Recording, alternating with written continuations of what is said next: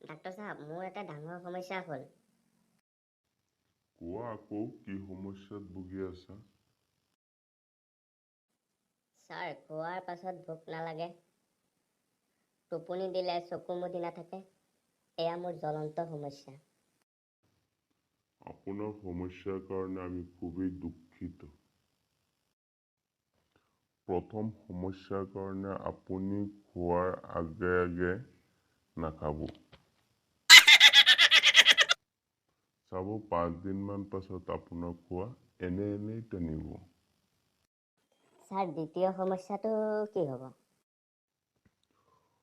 হয়, কৈ আছো, বৰ ডাঙৰ সমস্যা এইটো।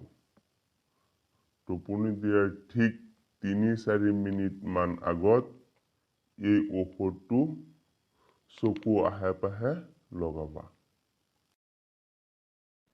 ছাৰ, এইটো দেখোন বহুত জলকীয়া। ডাক্তৰ সাহেব, এইটো চাওকচোন বেমাৰৰ মোৰ বাবে কি এইটো হৈছে। ঔষধেই ক'ব নোৱাৰো, যথেষ্ট। গাটো দুৰ্বল লাগিছে আৰু প্ৰস্ৰাৱ কৰোঁতে জ্বলন উঠে। ঠিক আছে, কালি ৰাতিপুৱা প্ৰস্ৰাৱ লৈ আহিবা। টেষ্ট কৰি আপোনাক ঔষধ দিম। গুড মৰ্ণিং ডাক্তৰ সাহেব, এয়া পেচাব লৈ আহিছোঁ। ঠিক আছে, লগত দেখোন কি টোপোলা আনিলে? ছাৰ, চানাচুৰ আনিলোঁ। ভাবিলোঁ খালী মুখে টেষ্ট কৰিব, সেইকাৰণে চানাচুৰকে আনিলোঁ। ছাৰ, পেটৰ অপাৰেশ্যন কৰাৰ পাছৰে পৰা মোৰ পেটৰ ভিতৰত টিক টিক শব্দ হয় আৰু টোপনি দিব নোৱাৰোঁ।